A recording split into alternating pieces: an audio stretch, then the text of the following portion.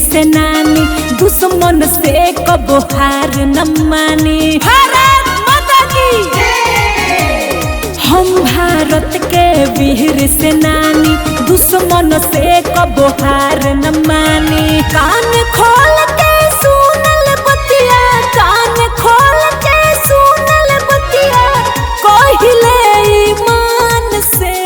भारत माता की भारत से हमरा जे टकराई जाई अपना जान से।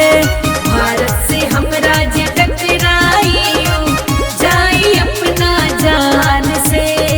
वतन में दुश्मनों का कोहराम नहीं होने देंगे, वतन में दुश्मनों का कोहराम नहीं होने देंगे।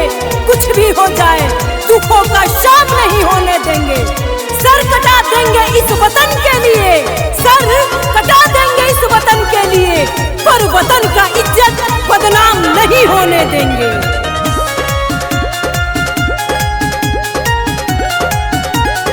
दुश्मन के हम पांजा में दबो चलीले, आँख दिखावे वाला के आँख नोच लीले। दुश्मन के हम पांजा में दबो चलीले, आँख दिखावे वाला के आँख नोच लीले। सरहद पे हम लड़ीले, केहू से न डरिले। कबहू खौफ न खाइले हम, कबहू खौफ न खाइले हम, चाइना पाकिस्तान से। भारत माता की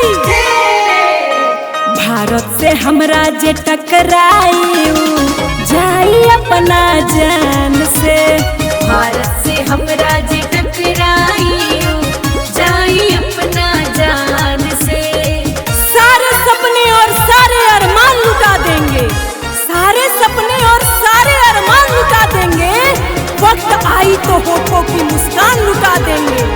भारत माता की आबरू बचाने के लिए देख लेना, भारत माता की आबरू बचाने के लिए देख लेना। हंसते हंसते हम अपनी जान लुटा देंगे। खतरा से खेले के हमारे आदत बाटे हो, काहे कि भारत माता से मोहब्बत बाटे हो। खतरा से खेले के हमारे आदत बाटे हो, काहे कि भारत माता से मोहब्बत बाटे हो। दुश्मन से जब टकराइले, खून के नदिया बहाइले।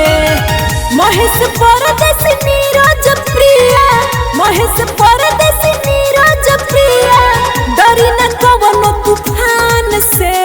भारत माता की भारत से हमरा जे टकराई